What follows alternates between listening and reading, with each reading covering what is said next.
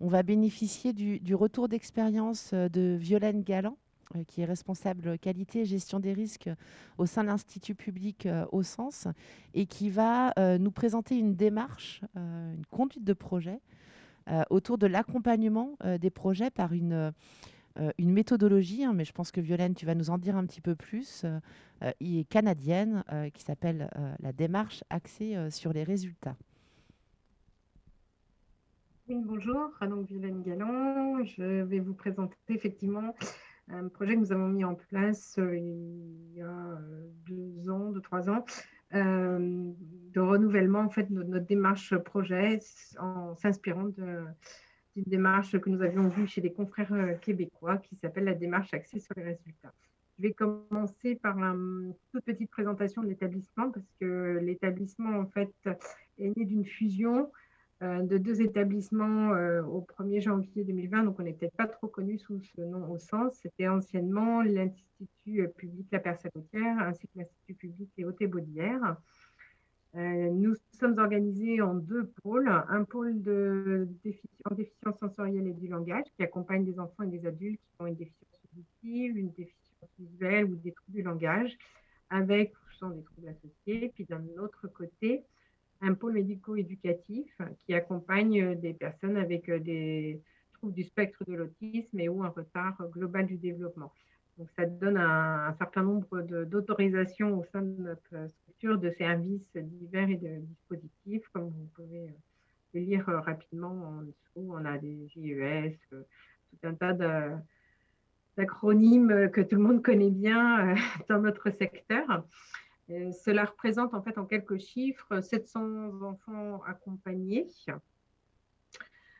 190 en institut d'éducation sensorielle ou médico-éducatif, 220 en services ambulatoires dans les milieux ordinaires et 350 qui sont suivis en CAMS. Et nous accompagnons également 300 adultes en formation, environ 300 adultes, en formation de réadaptation ou bien en service ambulatoire. Et nous avons aussi un service de prestation marchande. Cela représente à peu près un peu plus de 400 professionnels et 46 métiers autour de l'éducatif, du pédagogique, du paramédical et du médical, ainsi de ce qu'on appelle l'accessibilité. Et puis, il y a tous les services supports administratifs, logistiques et puis naturellement l'encadrement. Voilà pour une petite présentation rapide de notre établissement et remettre le contexte en fait, dans lequel nous avons mené cet accompagnement des projets par l'ADA. Alors, comme tout établissement médico-social, nous avons fait le constat qu'on est aujourd'hui dans une nécessité d'adaptation permanente, à la fois aux évolutions du public et de ses besoins, mais aussi aux transformations de l'environnement et aux mutations sectorielles. Ça nous amène, pour un certain nombre d'entre nous, à avoir une foison de projets au sein de notre établissement. Et puis, au niveau de l'Institut public au Sens, en fait, on a fait le constat que généralement, cette conduite de projet, en notre sein, s'achevait quasiment systématiquement à la mise en œuvre en fait, de la prestation ou du service qui faisait l'objet du projet, avec un manque de vision stratégique sur l'impact ou les impacts du projet et les résultats finaux. Et donc, on avait une certaine frustration vis-à-vis de ce constat, ce qui nous a amené à une réflexion sur le processus projet, avec l'objectif ultime de la consolidation au sein de l'établissement de la culture qualité et de l'évaluation. Dans ce contexte, nous avons la chance, nous, de faire partie d'un réseau francophone et de pouvoir partager largement en France et à l'international nos expériences. Et donc, nous nous sommes intéressés à une approche québécoise pour initier justement notre révision de notre projet d'accompagnement des projets. Alors, je vais vous présenter rapidement la démarche, en quoi consiste ce concept québécois, qui est basé sur une démarche fort connue, qui est celle qu'on appelle le modèle de la gestion axée sur les résultats. Il y a 3 principes, en fait, qui conduisent, qui sous-tendent cette démarche. Tout d'abord, c'est d'intégrer la totalité de la vie d'un projet, de la conception à l'évaluation. Comme je vous disais, c'était quelque chose qui nous faisait défaut et je ne pense pas qu'on soit les seuls en la matière. C'était aussi d'appréhender l'environnement, tant interne qu'externe, d'un projet, de ne pas se centrer sur le seul projet, mais vraiment le voir dans tout son contexte. Et puis, le principe, c'est d'être vraiment tourné vers les utilisateurs et donc d'accompagner efficacement les équipes qui sont partie prenante des projets. La démarche, elle est axée autour de 4 questions fondamentales. Quand nous avons un projet, est-ce que nous faisons les bons choix? Est-ce que nos actions que nous mettons en œuvre dans le cadre de ces projets nous mènent bien à notre objectif que nous fixons? Est-ce qu'on fait les choses correctement? Et comment on le sait? Comment on vérifie tout ça? Donc, ces 4 questions, en fait, elles sont visibles dans un outil synthétique complet qui permet de balayer l'ensemble du projet d'un seul coup d'œil, sur lequel nous avons la présentation de la problématique, la présentation des moyens, des ressources que nous avons à disposition, des actions que nous pensons mettre en œuvre pour atteindre nos objectifs. Et puis justement, ces objectifs qui sont catégorisés en trois sous-parties, les objectifs, les résultats attendus à court terme, les résultats attendus à moyen terme et à long terme. Et en transversalité, l'outil permet aussi de voir l'environnement. Vous aurez une présentation peut-être un peu de l'outil, de penser à l'environnement autour de ce projet. Qu'est-ce qui ne dépend pas de nous et qui peut faire soit avancer, soit freiner le projet. Et comme je vous le disais, nous avions la volonté d'introduire une démarche ou une culture de l'évaluation. Donc, cet outil présente l'avantage d'à chaque étape de proposer ou de réfléchir à des indicateurs pour suivre chaque composante du projet, ce qui, au final, permet, lors de l'évaluation du projet à sa toute fin, de pouvoir percevoir à quel endroit, si ça a bien fonctionné, quel était le point décisif, ou à l'inverse, à contrario, s'il y a eu ralentissement ou si nous n'avons pas abouti à ce que nous pensions. Nous avons un détail, un panel d'indicateurs pour pouvoir vérifier à quel endroit cela a dysfonctionné. Alors, au sein de l'établissement, comment nous avons procédé pour mettre en place cette démarche? Nous avons fait en 3 étapes. La première étape, ça a été celle de la formation de l'ensemble de l'équipe de direction. Alors, pour cette équipe, ça a été fait de manière approfondie, c'est-à-dire que nous avons bénéficié d'une formation par la personne que nous avions rencontrée au Québec sur 2 journées entières, avec en l'occurrence une formation ciblée aussi pour faire que quelqu'un devienne référent, en fait, en quelque sorte, au sein de l'établissement de cette démarche d'art. En l'occurrence, c'était le responsable qualité et gestion des risques qui a été désigné comme porteur ou garant en fait, de cette démarche d'art au sein de l'établissement. Ensuite, il y a une formation qui, on dirait plutôt de type sensibilisation, avec 2 heures pour le reste de l'équipe d'encadrement volontaire. Suite à cela, nous avons pris l'outil québécois et nous avons regardé tous ensemble comment nous pouvions l'adapter à notre établissement pour qu'il soit au plus proche de nos préoccupations et des préoccupations des équipes du terrain.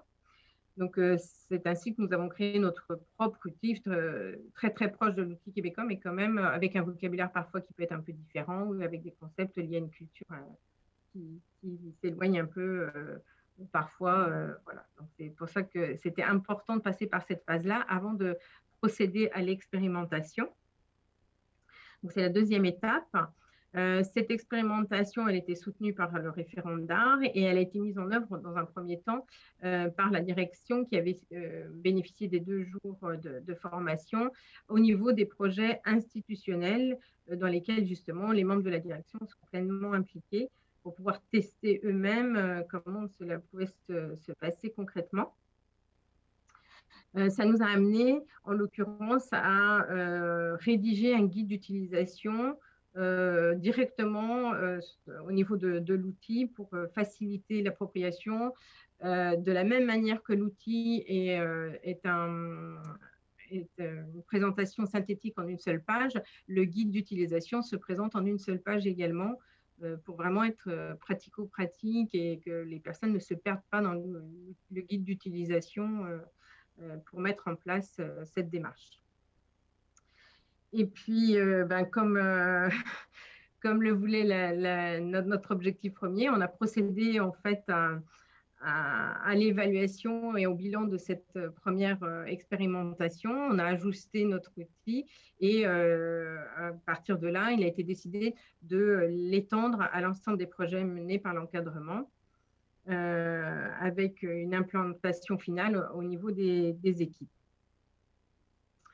Au-delà d'un processus de projet au sein de l'établissement que nombre d'établissements pourraient mettre en place, cette nouvelle démarche, en fait, elle a permis de porter surtout un regard nouveau sur les projets mis en œuvre parce qu'elle permet une prise de recul différente par rapport à ce que nous avions l'habitude au travers d'un exercice de problématisation. C'est la première phase de la démarche projet et aussi au travers de l'expression des résultats attendus avec d'emblée la recherche d'indicateurs d'évaluation, hein, ce qui n'était vraiment pas la pratique précédemment. Pardon. Et puis, il a été de la même manière que tout à l'heure l'exprimait Anne, nous avons pensé, tout de suite perçu, et nos collègues québécois sont très forts là-dessus, sur l'intérêt de la représentation visuelle de cette démarche et de l'avancée de la démarche et des résultats par la mise en place de ce qu'on appelle au Québec des stations visuelles, où un projet, en fait, sur un mur, se présente au travers d'images d'avancement, où on vient poser des post-it, où on vient, voilà, c'est quelque chose de très dynamique et très vivant. Et ça facilite vraiment l'appropriation par les équipes de cette démarche projet.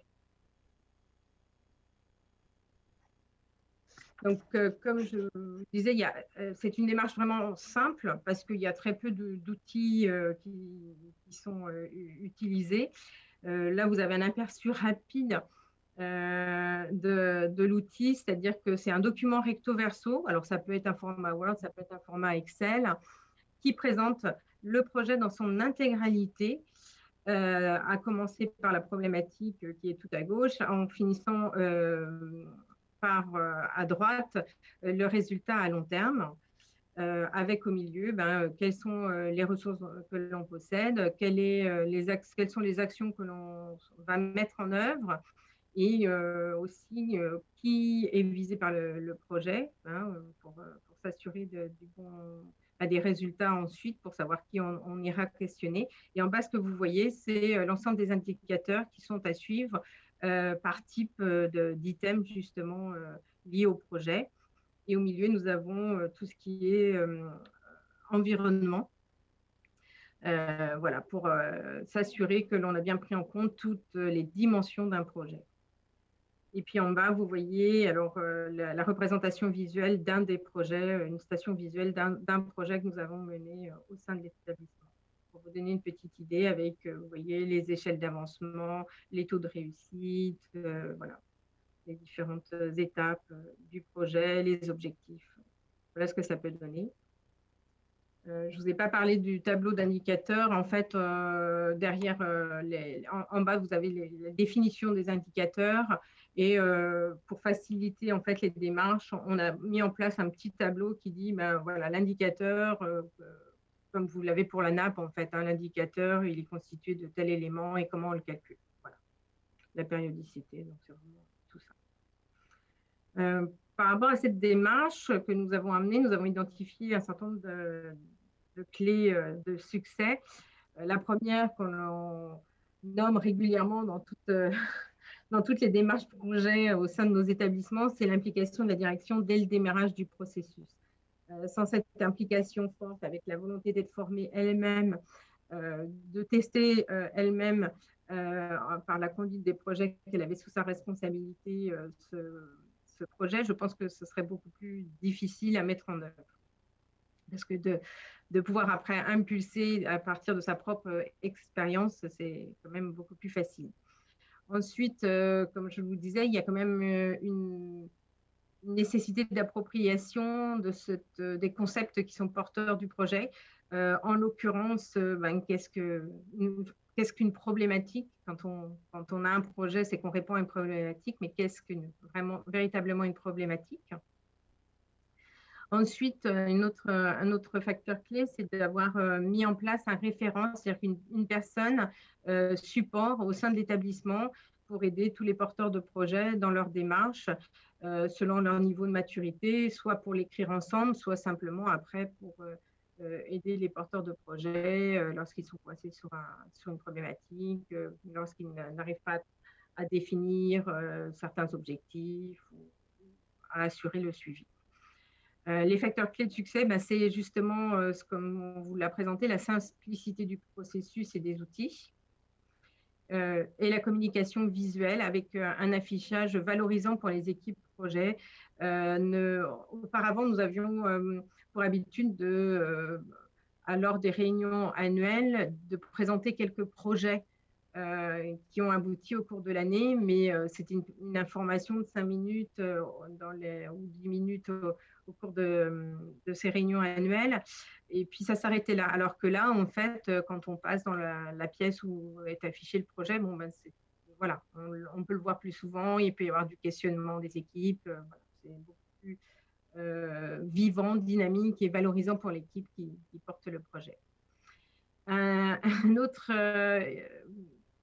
facteur clé de succès, on dirait, c'est quand on a été formé à cette démarche axée sur les résultats. En fait, on a commencé par notre premier projet, c'était comment implanter la DAR, c'est-à-dire qu'on a fait une DAR de la DAR, et ça a vraiment facilité aussi l'implémentation de cette nouvelle démarche au sein de l'établissement et cette acculturation à une nouvelle façon de porter les projets. Et pour finir, je dirais qu'avec tous les collègues qui l'ont testé, au départ, on est peut-être un petit peu hésitant sur l'outil. Est-ce qu'on remplit bien la case? Voilà. Il n'y a que la pratique et la pratique encore qui permet d'être à l'aise et de conduire un projet aujourd'hui selon la méthode d'art sans périr. En ce qui concerne les points de vigilance, c'est un projet comme nombre de projets, c'est quand même un projet qui demande un temps d'intégration, notamment parce qu'il y a un temps de formation. Et comme je vous disais, plus on pratique et plus on est à l'aise avec l'outil. Donc, il faut comprendre que ça ne se met pas du jour au lendemain en place. Il ne faut pas vouloir aller trop vite. Comme je vous le disais également, il y avait la notion d'indicateur. Moi, je vois dans les premiers projets que j'ai accompagnés, non pas au niveau de la direction, mais après, plutôt au niveau de l'encadrement, la notion d'indicateur, ça pouvait encore questionner. Et donc, il a fallu accompagner. Et après, au fur et à mesure, les gens deviennent plus en plus à l'aise. Et puis, un autre point de vigilance dans la démarche, quand on discute sur la manière de porter les projets avant, il y avait au départ, en tout cas, une difficulté à différencier le processus du résultat. Donc ça, c'est un point de vigilance. Le point de vigilance, effectivement, naturel dans cette démarche, c'était de la bonne planification et le respect de l'ensemble des étapes, de ne pas vouloir aller trop vite. Justement, de laisser le temps aux responsables de service de s'approprier, de s'exercer sur des petits projets avant de partir pleinement dans la diffusion totale de cette démarche. Un élément facilitateur, et que si on ne l'a pas, c'est la mise en place d'un système d'information structuré et efficace. Parce que qui dit indicateur, dit et si l'on veut que ça fonctionne, il faut avoir un système d'information qui permette de récupérer les données que l'on souhaite facilement, sans avoir à chercher après après 10 personnes pour avoir les données qui nous manquent. Donc ça, c'est vraiment un point de vigilance, bien réfléchir dans la définition des indicateurs. Est-ce que notre système d'information nous permet d'avoir facilement les données? Et puis, les points de vigilance, comme je le disais, c'est un processus itératif qui nécessite de l'implication et de la participation. C'est-à-dire que selon les personnes, on est plus ou moins à l'aise avec cette notion d'indicateur, de problématique, et plus les personnes pratiqueront et mettront en place des projets sous ce format-là, et plus la démarche fonctionnera au sein de l'établissement. Voilà. Merci de votre attention. Est-ce que vous avez des questions?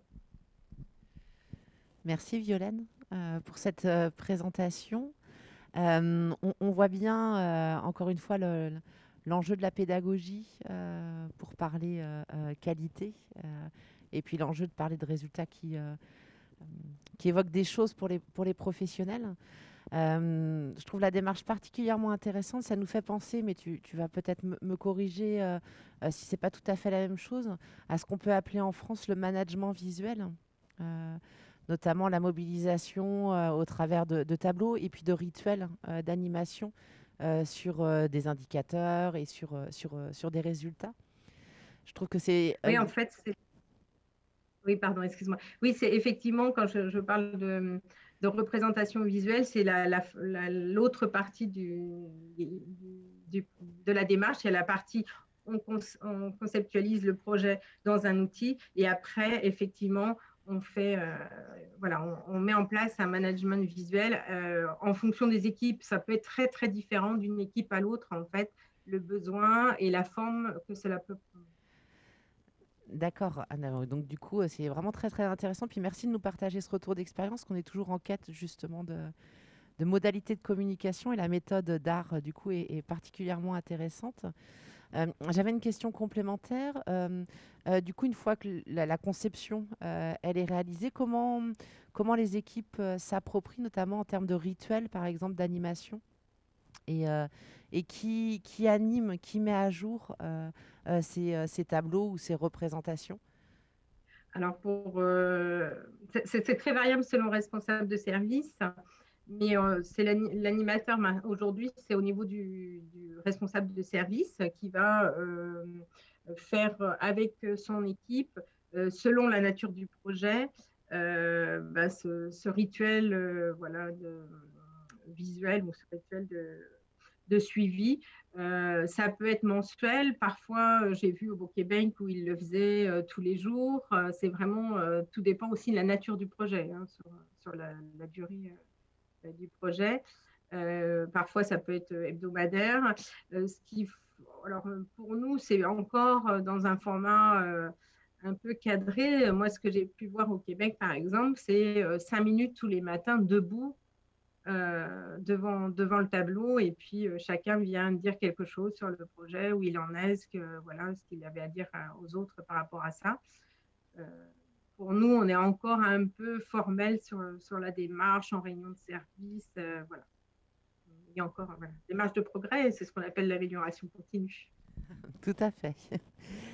Une question d'un des participants, est-ce qu'il existe un logiciel applicatif d'art, ou est-ce que vous utilisez Malheureusement, d'autres ressources?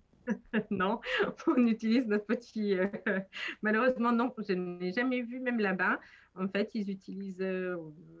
Moi j'ai utilisé Word ou Excel. En fait, j'ai fait les deux formats selon les chefs de service. J'avais commencé par de l'Excel et j'ai vu que tout le monde n'était pas aussi à l'aise. Donc, j'ai mis en place les deux méthodes, en fait, les deux outils, selon ce que le chef de service était plus ou moins à l'aise. On a essayé, vous voyez, je vous ai présenté un tableau. Pour certains, c'était vraiment très difficile d'entrer d'emblée dans un tableau. Donc, en fait, tous les items, je les avais remis sous une fiche, mais quand on met ça sous un format Word fiche et pas tableau, on se retrouve avec 4-5 pages et on voit bien que là, il n'y a plus l'intérêt de la synthèse visuelle. Et eux-mêmes, rapidement, les personnes qui avaient fait cette demande-là sont repassées. Il fallait qu'ils essayent, en fait. C'est une question d'adaptation. Il fallait qu'ils essayent selon leurs bonnes habitudes antérieures d'une fiche projet qui se décline sur 3-4 pages. Et puis ils sont revenus un format plus synthétique. Voilà. Ouais, donc tu soulignes là encore l'enjeu d'adapter aux besoins des équipes et au sens, ce qui souligne l'importance de mettre en place des organisations et des outils qui répondent à la réalité de fonctionnement des équipes et puis surtout à l'enjeu d'appropriation des équipes. Mm. C'est pour ça que je soulignais l'intérêt d'avoir quelqu'un qui est référent en la matière au sein de l'établissement, en fait. Parce que les équipes elles-mêmes, elles n'auraient pas fait ça, elles auraient laissé tomber, en fait. Oui, on retient encore de nouveau la question de la pédagogie et puis de la place du responsable qualité facilitateur des démarches.